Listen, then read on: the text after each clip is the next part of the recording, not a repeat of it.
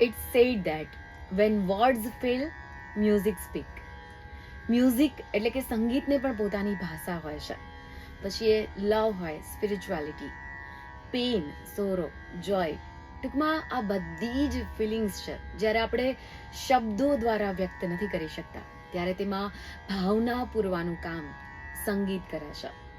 અને આમ તો જો જોવા જઈએ ને તો આપણી સંસ્કૃતિમાં મ્યુઝિકનું કેટલું બધું મહત્વ રહેલું છે, જેમાં મા સરસ્વતીની વીણા હોય કે કાનાની મુરલી કે પછી શિવશંભુનું ડમરું હોય. અને કહેવાય છે કે મ્યુઝિક ઇટસેલ્ફ હિલિંગ. કેમ છો ભાવનગર? હું છું આરજે તોશાલી. આજનો ખાસ દિવસ 21 જૂન એટલે કે વર્લ્ડ મ્યુઝિક ડે. આજનો દિવસ એટલા માટે સેલિબ્રેટ કરવામાં આવે છે કે જેથી કરીને આપણે મ્યુઝિકને એન્કરેજ કરી શકીએ. પણ મારા ખ્યાલથી આપણે જોવા જઈએ ને તો નેચરની દરેક વસ્તુઓની અંદર ક્યાંક ને ક્યાંક સંગીત રહેલું છે. બસ આપણે તેને સમજવાની અને સાંભળવાની જરૂર છે. સો એન્કરેજમેન્ટની વાત તો કદાચ ઓછી થઈ જાય, પણ યસ, આજે મ્યુઝિકને સમજવા માટે, સમજાવવા માટે, તેને સેલિબ્રેટ કરવા માટે આપણી સાથે ગેસ્ટ જોડાયા છે. સો સૌથી પહેલા મિસ્ટર ધ્રુવિન ઠક્કર, જેમનો ઇન્ટ્રોડક્શન આપવાનું મને ગમશે કે તેઓ મ્યુઝિક ક્લાસ પણ ચલાવે છે અને પોતે પણ એક મ્યુઝિશિયન છે. ધ્રુવિન સર, તમારું ખૂબ ખૂબ સ્વાગત છે. Thank you. અને આ શોની શરૂઆત તે આપણે આ તેમના ઇન્ટ્રોડક્શન સાથે કરીએ. કેટલા વર્ષથી તમે આ મ્યુઝિકની જર્ની સાથે જોડાયેલા છો? જી, એમ તો કહીએ તો નાનપણથી જ સંગીતનો ખૂબ જ શોખ હતો, પણ સાચી ટ્રેનિંગ મારા ગુરુ શ્રી મોહમ્મદભાઈ દેખૈયા, તો એમની પાસે મેં શાસ્ત્રીય સંગીત શીખવાનું ચાલુ કરેલું 2017માં, અને 1 વર્ષ પહેલાં મેં એમની પાસે જ વિશારદ કમ્પ્લીટ કર્યું ગાયનમાં. પણ કહેવાય ને કે ગોડ ગિફ્ટ હોય, તો કેવું કે જ્યારે શીખ્યો નહોતો, ટ્રેનિંગ નહોતી, ત્યારથી જ કોઈ રેડિયો ઉપર સોંગ સાંભળું કે કોઈ જગ્યાએ ગીતો વાગતા હોય તો બસ એમ જ ઇન્સ્ટ્રુમેન્ટ પર આંગળાઓ ફરવા માંડે. મતલબ સારેગામાની કોઈ સેન્સ નહોતી, પણ તેમ છતાં સંગીતને ઓળખી શકાતું હતું. આપણે કીધું એ જ રીતે કે કોઈ ભાષા ન હોય ત્યારે પણ એક ભાષા હોય છે જે સંગીતની ભાષા છે. સો ખાસ એક એ વાત કહેવાની કે તેઓ અત્યારે ડિવાઇન મ્યુઝિક ક્લાસ ચલાવે છે અને આ સાથે એક બૈરાગી બેન્ડ પણ રન કરે છે કે જેમાં બધી જ પ્રકારના મ્યુઝિક છે, ઇન્સ્ટ્રુમેન્ટ છે, એ પ્લે કરવામાં આવતા હોય છે. હવે મને એ વસ્તુ પૂછવી ગમશે કે તમે જ્યારે વાત કરી કે જ્યારે તમને ખબર પણ નહોતી કે સારેગામા શું છે, ત્યારથી તમે મ્યુઝિકને ઓળખતા થઈ ગયા હતા. સો દરેક વસ્તુનું ક્યાંક ને ક્યાંક ઓરિજિન હોય છે, તો આ સ્વરોનું ઓરિજિન શું છે? એવું માનવામાં આવે છે, ભારતીય શાસ્ત્રીય સંગીતમાં એવું માનવામાં આવે છે કે પહેલી વાર જે સારેગમા જેને આપણે કહીએ છીએ, જે કુલ 7 સ્વરો છે, સા રે ગ મ પ ધ ની, તો આ બધાયને કુદરત પાસેથી ફર્સ્ટ ટાઈમ ડિરાઈવ કરવામાં આવ્યા હતા. મતલબ કોઈ પર્વત છે, નદી છે, ખળખળ વહેતી નદી છે, તો કોઈના અવાજ ઉપરથી, પક્ષી પશુના અવાજ ઉપરથી, જેમ કે મોર છે, ગાય છે, બકરી છે, ઘોડો છે, હાથી છે, આ બધાયના સ્વરોમાંથી પહેલી વખત સારેગમા બન્યા હતા. હવે આ સારેગામા ઉપર તો મેં એવું બી સાંભળેલું છે કે એના પણ ફૂલ ફોર્મ હોય છે, તો આ સારેગામા વિશે શું કહેશો? સાચી વાત છે. સંસ્કૃત એના નામ છે એકચ્યુઅલી. સા એટલે ષડજ, રે એટલે રિષભ, ગ એટલે ગાંધાર, મ મધ્યમ, પ પંચમ, ધ થી દૈવત અને ની થી નિષાદ. આવા એના કંઈક નામ છે. ઓકે, એટલે સારેગામા છે એ કોઈ એક એક પ્રાણીઓ ઉપરથી કેવી રીતે ડિરાઈવ કરવામાં આવ્યા છે.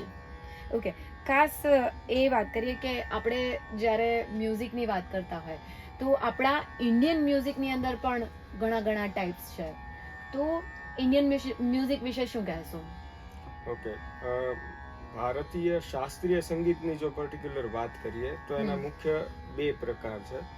એક તો ઉત્તર ભારતીય સંગીત અને એક દક્ષિણ ભારતીય, જેને બીજા નામથી પણ ઓળખી શકાય, હિન્દુસ્તાની સંગીત અને કર્ણાટકી સંગીત. અચ્છા. તો આ 2 મુખ્ય પ્રકાર છે.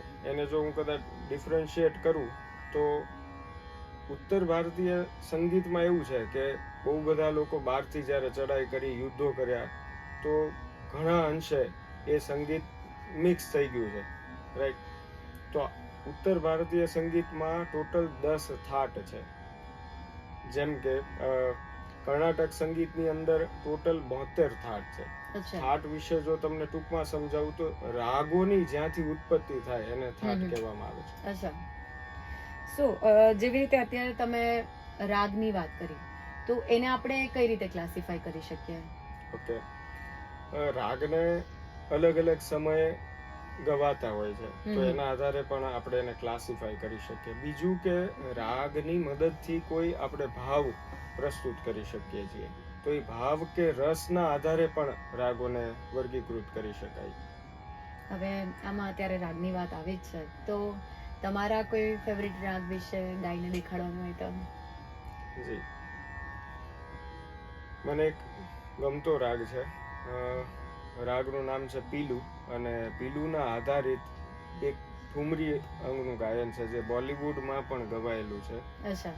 તો હું એ ગીત ગાવાની કોશિશ કરું છું.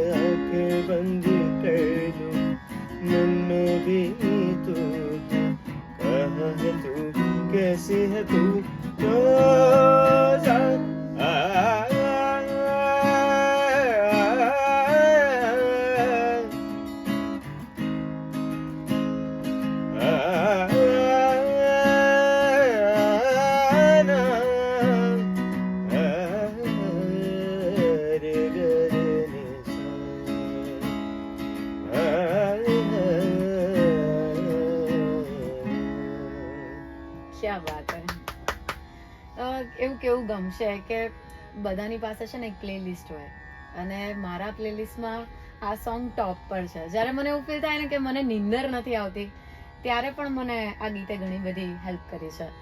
સો જેમ મેં શરૂઆતમાં જ વાત કરી કે જ્યારે શબ્દોની અંદર ભાવના ખૂટતી હોય ને, ત્યારે મ્યુઝિક બહુ જ હેલ્પ કરે છે. બધી જ પ્રકારના રસ છે એ આપણે મ્યુઝિક દ્વારા દેખાડી શકીએ છીએ. સો આ રસની કંઈક વાત કરો. સંગીતની અંદર રાગોના ઘણા બધા રસ હોઈ શકે છે. મુખ્યત્વે 4 રસ છે, પણ એમાંથી જ જનરેટ થયેલા બીજા 4 કે 5 રસ છે, એટલે કુલ 8 થી 9 રસ છે. જેમ કે શૃંગાર રસ છે, કરુણ રસ છે, બીભત્સ છે, વીર છે, રૌદ્ર છે, હાસ્ય છે.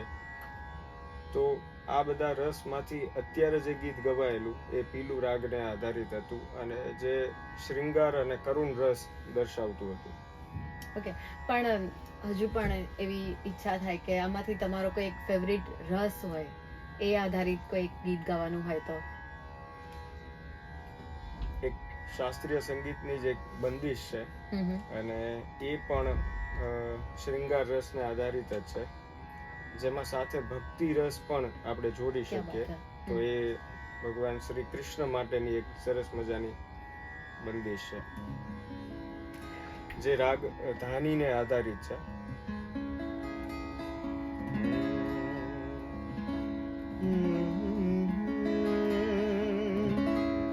pani sa ga sa ni pa ma ga sa.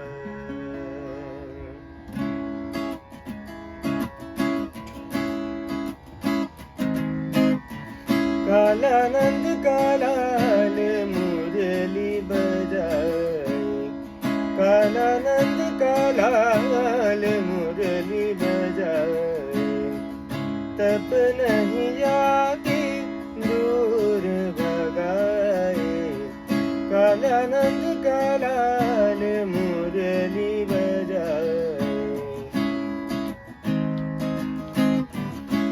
मन के भीतर घर के अंदर, मन के भीतर घर के अंदर, सबको नाच नचाए।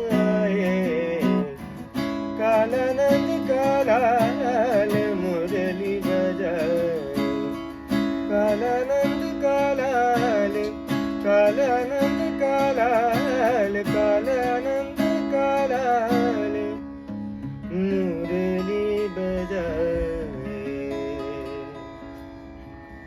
આપણી સંસ્કૃતિમાં અને આમ બધા જ ભગવાનની વાત કરીએ તો શ્રી કૃષ્ણ એક એવા દેવતા કે જે ડાન્સ અને મ્યુઝિક સાથે જોડાયેલા છે, અને જ્યારે એના શૃંગારની તમે વાત કરતા એટલે વી કેન સી એની છબી જે છે એ સામે જોઈ શકીએ. સો જો અત્યારની વાત કરીએ આપણે, કારણ કે અત્યારે તો ઘણું બધું ટ્રેન્ડમાં ચાલે છે, ઘણી બધી અલગ અલગ પ્રકારના મ્યુઝિક છે ઇન્વેન્ટ થઈ રહ્યા છે, તો આ બધાની વચ્ચે કોઈ તમારું એવું ફેવરિટ સોંગ હોય કે એવું લાગે કે તમને કે ના આ તો મને ગમે જ છે, દિલની કરીબ હોય, તો એવું કયું સોંગ છે? આવી જ એક બંદિશ હું ગાવા માંગીશ. એક મલ્હાર રાગ, એકચ્યુઅલી મિયા મલ્હાર રાગ આધારિત આ બંદિશ છે, અને ચોમાસું પણ નજીક જ છે, ખૂબ જરૂર છે. તો વર્ષા ઋતુ માટે ગવાતો આ રાગ જે મને ખૂબ અત્યંત પ્રિય છે, તો એના માટે.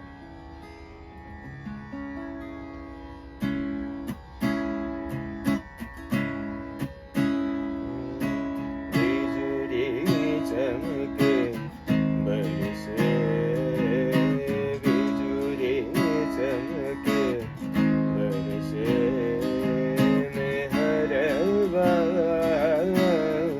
आई बदरिया में हरवा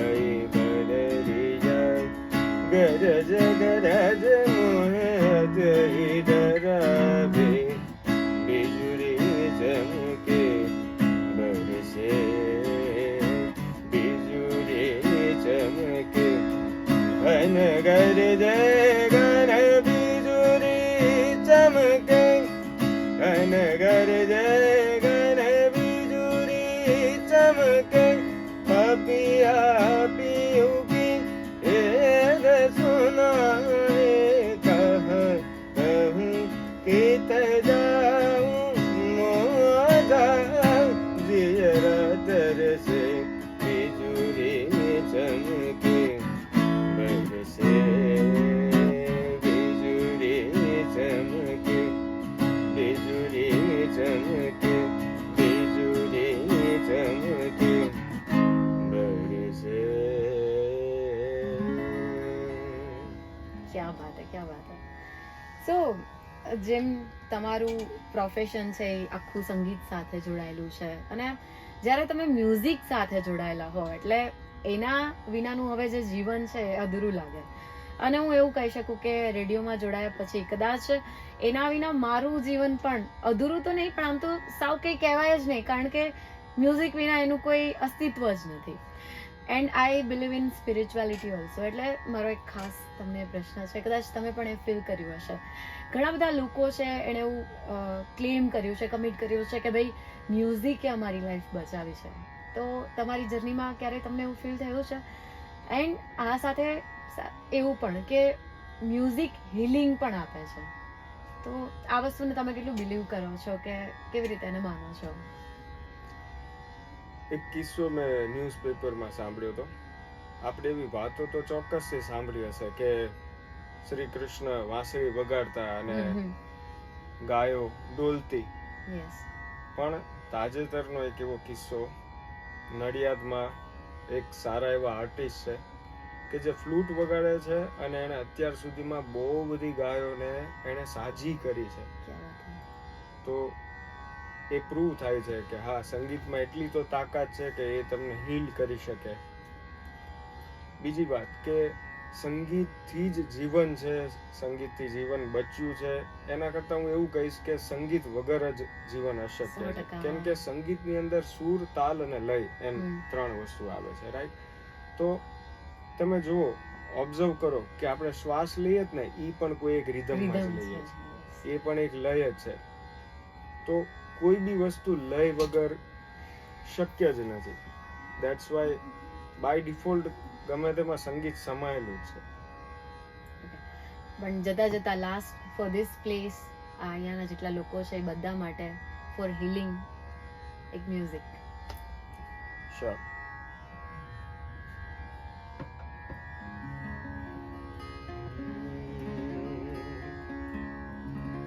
એક થીમ છે, સિંગરનું નામ છે પેપન, એમણે ગાયેલી છે, મને બહુ જ ગમે છે, જે હિલિંગ માટે હું રોજે પર્સનલી સાંભળું છું. ઓકે.